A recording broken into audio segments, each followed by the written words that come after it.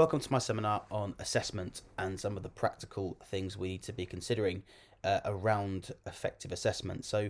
Just about me, very briefly, my name is Andy Sammons. I am a Director of English at Kettlethorpe High School in Wakefield. I'm also responsible as Strategic Lead for Progress 8 and Data across the school. And I'm also the author of The Compassionate Teacher, which considers some of these things from a mental health perspective, but also practical things we can be considering to help our students make good progress in schools as well. So, the aim of the session has kind of got four broad areas really. Going to start by unpicking some of the complexities around assessment before thinking about the purposes, but then the bulk of it, I suppose, really is going to be looking at kind of as I say, those practical ideas.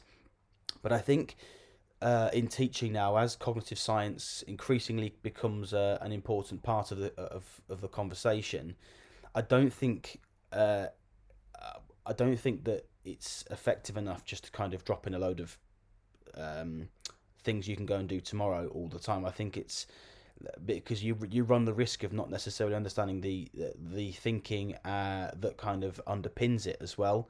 So I'm going to be thinking about some of the things that underpin assessment before looking at some of those practical considerations. So to start off with, I think assessment's a really difficult one to talk about in and of itself, because assessment, of course, has to link to data. Because if you're not getting some kind of data out of your assessment, then what are you doing it for? So then you're looking at, well, you're unpicking data, you're unpicking medium and long-term plans, you're unpicking all kinds of stuff there. So it's about where the assessment, for me, it's about where the assessment fits into that broader picture. And some of you may have seen this diagram before from Tom Sherrington's book, The Learning Rainforest. And again, I think that book is a particularly useful one to help you to reflect on that kind of ecosystem of where assessment takes place, and that the interconnectedness, as I've called it there, between the conditions, the knowledge that we are asking our learners to kind of attain, and then how we are assessing those things. And for me, as a middle leader, I'm particularly interested in, on a practical level, or what does that look like in terms of the assessments we're doing, but what about data and people's data literacy? What about the motivation of the students, and how can we maximize that in order to feed into getting the best assessed outcomes possible? So I think, it's one of those things. This is a huge system of interconnected considerations, and we need to move past this idea of just dropping in simple solutions to what are actually quite complex problems. I think that doesn't mean to say it has to be complex in the classroom all the time, but I think what needs to be complex is our thought processes behind it, and we need to make some of those really clear considerations before we launch in and do assessments, and take the students' time up, and take the teachers' time up in terms of their marking and the power of the institution, if you like. Taking that up means that I think you need to be really clear about why you're doing it, and respect the value of time, of everyone's time, if you like. So these diagrams are taken from Adam Boxer's blog, which I find incredibly useful on assessment, which is that actually when you are assessing somebody's knowledge of something, when you are assessing their knowledge and their skill of something, what you are in fact doing is you are making an inference. So all of that there is the whole body of knowledge. That represents the whole body of knowledge that you'll teach them, the students in your subject. We might just assess a very small part of that, a particular question, and I'll show you an example of this in just a second. But actually, if you just go back and reteach the things that pupils might or might not have got wrong in an assessment, say, well, what about the knowledge what about the things that that they might get wrong that are connected to those pieces of knowledge? All right. So for me, and I'll give an example of that. This, as an English teacher, I'll lean on an English example. You look, for example, at an essay on Macbeth. Okay, we're doing an essay on Macbeth, on Lady Macbeth, for example, on the character of Lady Macbeth. Well, let's say they've performed, that means they have a large body of knowledge about the play that you have taught them over a number of weeks. Well, the stuff about Lady Macbeth and her relationships and her quotes and her plot points is very specific to her. Yes, it's connected to the other bits, but it's very specific to her. Let's say a student performs poorly in that assessment. Is the problem just knowledge about Lady Macbeth? Or is it the interconnected pieces that are causing the problems? And actually, when you begin to unpick what an assessment is for and how you are going to come back from that, to keep pupils motivated, keep them moving on, etc., etc., it becomes a little bit more tricky to think about it, if you see what I mean. So, when we're considering assessment, we need to consider it in the bigger picture in terms of various other bits and pieces, such as timings, such as conditions that they're doing it under, from a whole school perspective. Are all data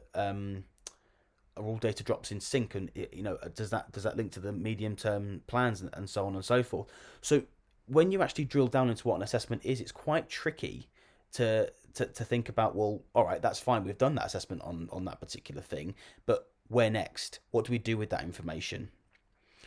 So I like to see, certainly in my role, as I like to see assessment and as a barometer. It's a barometer for pupils, senior leaders, teachers, middle leaders. It's a barometer for all of us to understand where we are at any one time. Because as we all know, learning is a very complex, very messy business. It doesn't happen in a neat, linear kind of pattern. It happens in fits and starts. It happens with lots of things weighing in on that context. Education is a human pursuit. It's a human endeavour. And we need to understand that as humans, there's going to be a lot of imperfections here. So assessment, when used effectively, for me, is about the being used as a barometer, a health test. And that's why we need to be open to asking the questions, open for students to be able to ask questions, open for senior leaders and teachers to understand what that looks like for them. So this is where the age-old definition of formative versus summative comes in. So I would argue that for data drops, we need to have a whole school. We would need to have a whole school focus on that. So, for example, if a data drop is in the middle of October, well, all right, what's going to be that summative assessment that's been completed, that's been assessed, that's been moderated, that's been, so there's standardization within and across departments. And of course, that there is my way of sort of saying, well, actually, this has got something to do with teachers' lives and short, medium, and long-term plans, and teachers and students' data literacy and understanding of the curriculum content, as well as how that's feeding into the assessments that the school has decided that they're going to be focused on. So that there's lots of things that are going on here, and again, that is why we need to start making some of these crucial considerations around data drops in terms of the implication for workload, and I always kind of think that it's really important to, as I've kind of alluded to before, respect the fact that schools are massive places with a huge amount of potential to do good in the world. So if we are wasting time, if we are wasting opportunities in assessments, if we are wasting the opportunities to really maximise when we're all going to make this effort to do this day drop, if we're wasting those opportunities, then we've got to look a little bit more clearly. And this is the same, by the way, for a teacher in a classroom. Let's say, for example, that you teach a class 3 or 4 hours a week. You're going to assess them in one of those lessons. That's going to be a 45-minute, hour type assessment, let's say. You're taking up 25% of the curriculum time that week. We've got to get the conditions right. We've got to get the lead up right. We've got to get the rationale right across the school, okay, and within classrooms. So the big thing to consider, I think, and this is whether you're a senior leader, whether you're a middle leader, a teacher, but also because you have influence, you have a means of influencing this for a stakeholder in your organization. So what I mean by that is, you know, how is the head teacher setting the tone for what they want in terms of assessment and when they want it and that sort of thing? Middle leaders, what do they need to know, and what does it look like for them? What does good assessment look like? Effective assessment look like for middle leaders? You know, what do those figures, what does that data look like, and what does that assessment look like for middle leaders in terms of all those spectrum of things? For a classroom teacher, how are you leading up to assessments? How are you structuring scaffolding and then coming away? How are you helping your learners feel empowered? Because, as I say, what assessment is one thing. Assessment is no more than taking a temperature. But actually, we all know that a temperature is an indication of whether you're ill, whether you are well, you know, whether your body's fighting infection, all that stuff. And we have to respect that analogy. We have to respect what we're putting into our students. Okay. And also, I think something that's massively underplayed in schools, and I interviewed a fantastic chap for the book that I wrote, Justin Robbins, and he spoke about this. He runs Fit to Communicate, and he spoke about this, about how schools can become part of their local communities, and not just be a lip service thing, but actually that be about engaging parents, engaging pupils in helping them understand the journey that they are on, and making it kind of a fair, a sort of an equitable base. So assessment isn't done to pupils, assessment isn't done to parents, and reports aren't done to them, but they are part of that conversation. We as classroom teachers don't like it when assessments are done to us, when we have, you know, a big exam lobbed at us, right, get on with that, mark that this week. Well, you know, the pupils haven't had any preparation time. I've had no preparation time to do that. So why would parents and students want it done to them? So that's why I think it's really important to consider what this looks like for all stakeholders. And there's just some, you know, in terms of practical things to take away as a school, this is what I think we need to be thinking about. So senior leadership, assessment, what does effective assessment look like for you as a senior leader? Do you know your P8? Or an estimate of the P8? Do you know your residuals against target? Do you know the students' targets and predictions of the 4, 5, and 7 across all subjects? Do you know how subjects are contributing to that? And it's your overall picture, and that's a really important thing. You know, if we're talking about honesty and integrity, it's really important to understand that actually we need to be accountable for this stuff as senior leaders, for example. Middle leaders, how are we feeding into that top level? How is our subjects feeding into that? How, you know, and more importantly, when we, you know, are we confident that the data, that the assessments we are feeding into that are robust, are meaningful, and have, you know, are a reflection of what we're doing in our subject? For pupils, and I'm a big one for this in terms of, you know, increasing pupil accountability about why they are in the classroom. And this isn't about scrutinizing and catching them out. For me, it's about empowering them to understand, right, okay, you know, let's say for example, you know, the old style key stage 3 levels that they've now kind of done away with. You know, one thing that kind of bought us was this idea. Well, a 4 is a very is an average level, and this isn't about labeling pupils. It's about helping pupils to understand what the next step looks like. That doesn't mean giving them a target sticker on their book, etc., etc., and then rehearsing it. It means whatever you've decided for your school, what is the language that you want your pupils to be able to speak around assessment? What's the stuff they, you know, so if it was me, for example, I'd want students to know when their next assessment is, what they are learning, and where they are, how they're going to apply that when we assess what they're doing in class, to help them feel like that sense of achievement. In some, you know, in some areas, I wouldn't necessarily say this for every school, but I would want pupils to have an idea about their trajectory and what they've achieved and where they need to be going in terms of a number. That's, I know that's a hotly debated thing, but I think it's really important to understand, help pupils understand, and for us to have that conversation. What is the language of assessment for pupils in our school? Because if they haven't got one, I would imagine that it's going to be difficult for pupils to really feel that sense of buy-in. And again, for parents, you know, I'm a parent of a young boy who's just started school, and as a parent now, I'm thinking, well, I'm a secondary teacher.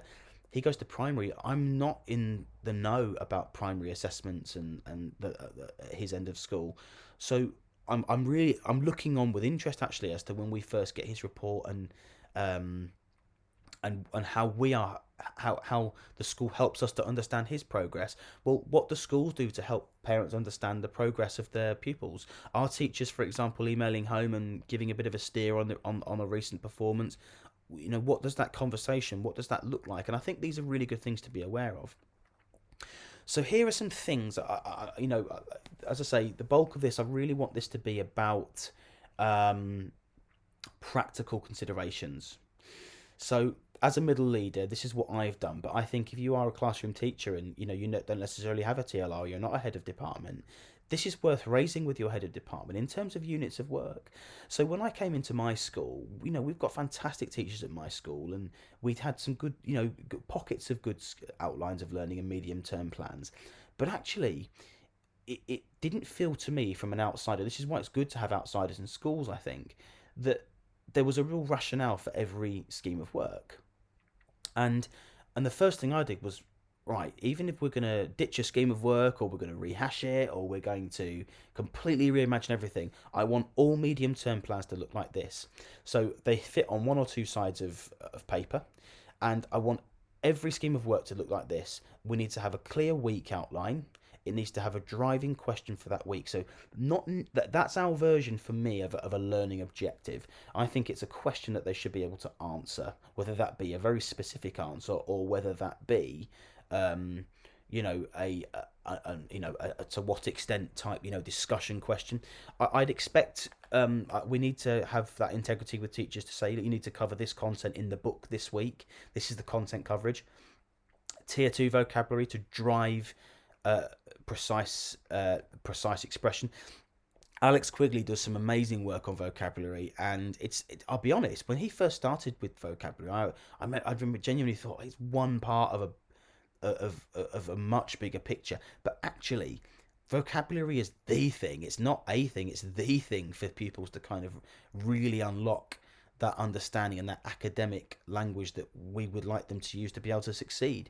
So we have now built tier 2 vocabulary into our schemes of work that we want pupils to be able to use. We also ask our staff to kind of give our staff some suggestions about tasks to be useful to, and then if the pupils are successful in those tasks, that's what they should be able to do. Now that was the first thing for us in terms of you know the framework for assessment. Okay, so when pupils are assessed formatively each week or every couple of weeks, or whether it's peer or self-assessment, we are very big on sharing the success with the pupils all the time. And we also spell that knowledge, that success out in terms of linguistic knowledge as well. So it's about having that frankness and that level of honesty with the pupils, I think, that's really, really crucial. And this is part of the culture of that. We talked about earlier about Tom Sherrington and his ideas around the learning rainforest. This is one part of those scaffolds that really helps the ecosystem in our English department for sure. The other thing to look at when it comes to assessment, this is something I've redesigned for my whole school role for middle leaders. So again, for a middle leader, I would expect them to have something along these lines. In terms of the assessment feeding into the whole school picture, this is what each department head receives now. So what's the 4, the 5 and the 7 plus in your department for each class? What's the target? What's the predicted? What's the pupil premium residual average against the target? Same for SCN, and you can customize this for whatever your school's areas are. But I think it's really important, this idea of assessment and data literacy, to understand that at each level. And this is something, again, which I think can be used on a classroom level very practically. And this is something I talk about in my book, which is this idea that you start, and a very old idea, which I've kind of rehashed really. You start with the end product, but then what you do is you go back from there. So we're doing an essay, for example, on population growth, in a geography essay. What are the performance indicators for that piece of work that you need in order to be able to in order to do successfully, be successful in that essay? All right, well, you can't just teach that. What are the ideas and and actual understanding you need beyond that. What's the core knowledge? And I think that almost you can sit it. Certainly in English anyway, I would say you can. I often like to sit things in this order. So we'll start with lots of knowledge and facts. We'll build on it with ideas and opinions, and then I'll say, right, if you put those two together, that's where you go. And I think it's really important in terms of assessment to unpick what these things look like in a classroom and for your learners. Again, here, I'm always on Twitter looking and sharing ideas, and this is the a slightly adapted idea of a structure strip that people use where they stick it down the left hand side of a page. I just think that's really useful. Again, it depends. If you're doing a completely closed book assessment with no support, you obviously wouldn't do this. But when it comes to this idea of formative assessment and helping them build these build these skills and build confidence through an assessment, a formative assessment, this is crucial. And by the way, I mean, this, for example, is an essay comparing two poems that we do in the English anthology. And again, I like to break it down in terms of the thought processes that should be going on before they start to write. And I think it's really important. You know, there was when I worked at a school in the northeast, they did a lot of work with the school called High Tech High in America, and they were very project based. And one thing that they always used to say, the mantra they used to say that kind of really struck with me was this idea of do the project first. And I think it's really important for you as a teacher when you're assessing. If you don't sit down and do the assessment on the exam paper, fine. I think that's sort of stretching it a bit. But what I would say is go through the steps in your mind that your pupils are going to need to go through when they do this assessment. Unpick that, because if you go through those steps, then you're understanding A, then B, then C, then D, and you've got a much better chance of and I'm going to go back here actually. If you go through A, then B, then C, then D, I think you've got a much better chance of understanding those orange bits, the bits that connect. So if a student has done poorly in an assessment, all right, fine, but which bit along the way is it that they've done poorly in? So I've had a student recently who's underperformed in a mock and has been very upset about it. Rightly so, they care about their performance and that type of thing, that's fine. But I genuinely, in my guts, couldn't comment on it until I'd read the PPE, the mock myself. I couldn't comment on it. Because when I read it, I was much less worried about it. I said, this doesn't seem like a profound issue to you with where you've gone wrong here. What you've done is and I remember saying you had a bit of a misunderstanding about this, for example. And as soon as I've tweaked that with this student, everything seems to have fallen into place. Now, it's not always as simple as that, but I think it's really important to understand, the things that lead up to an assessment when a pupil's doing it. It's not just sitting a bum on a chair and writing it. There's so much that goes on when you assess. And now, in terms of weekly classroom culture, I would really get into the habit of doing stuff like this. Not only is this a workload buster, but it really forces you to understand the patterns and the deeper thinking in terms of what's going on for your pupils.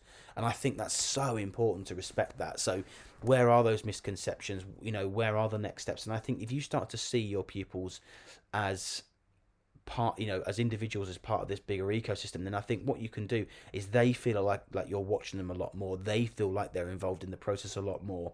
And if you're involving them in this and you're showing them, you can be emotionally sensitive around it.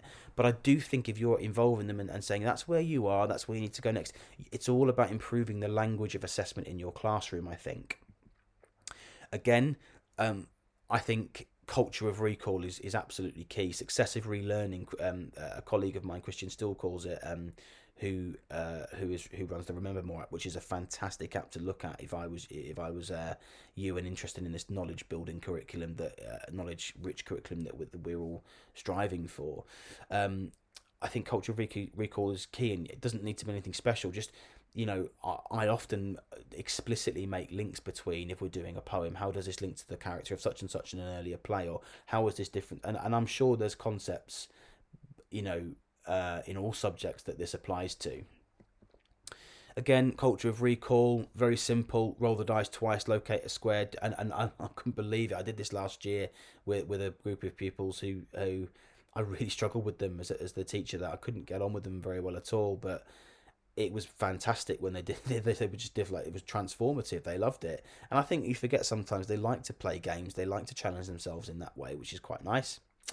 Again, another kind of simple starter type thing, which again, assessment is not just an exam. Assessment is you constantly assessing and checking and seeing where they're at. Same thing here. Recall, some of these ideas, by the way, are taken from Kate Jones, her fantastic work on retrieval practice, and her books are well worth a buy if you're looking into researching this in your team, in your teams and your departments and your schools. I would really look at that book. Again, you're looking at matching knowledge to statements, and again, it's, for me, that this one here is almost a little bit like that, matching knowledge and facts to interpretations and inferences, and I'll show you. I'll just go back there to show you what I mean by that. This is statements about the prologue in Romeo and Juliet, but it's tying it to specific bits of knowledge about from the prologue. So again, it's being very specific about the types of knowledge, the types of performance indicator that you're trying to encourage. Again, very simple thing. You can pause the video and look at this again. It's just correcting statements, and lastly, the knowledge recall grid. So I often put something like this up, and it's 1 point for green, 2 points for amber, 3 points for red, and how many points can you get? And I think that's really important. Now, if I was to leave you with one image from this, I'd have to go back to this, because I just think it's fantastic. I just think this is fantastic in terms of, as an analogy almost, for assessment in schools in general, because it doesn't just sit on its own. It links with data, it links with loads of other things. But as a teacher, as a middle leader, as a senior leader, we've got to look at what successful data literacy, successful assessment looks like for you in your role as a teacher. How can you be putting the onus on pupils to recall, and when they're assessing, to make them feel empowered and like they can achieve? How can you do that with that, the Mary Myat thing, which I love, which is high challenge, low threat? As a class, how can you get that culture in your classroom? Recall and structure strips, and helping them support, as you lead up to an assessment. As a middle leader, how are you asking your teams, your staff, to become a little bit more inquisitive about data and assessment? What conditions do you need to establish for that to be successful? As a senior leader, one more removed from that, what are we doing in schools to encourage a sense of being inquisitive, a sense of genuine interest in assessment and understanding where pupils are at any given time? I think it's really important to think about those things. I'm available on Twitter via Andy_Sam. I'd love to hear from you. I'd love to talk things through, and I love this type of thing. It's a real passion of mine, and I hope this has been useful. I hope it's at least raised some questions for you, and also given you some practical things you can adopt tomorrow to start using in your classrooms as well. Thank you very much.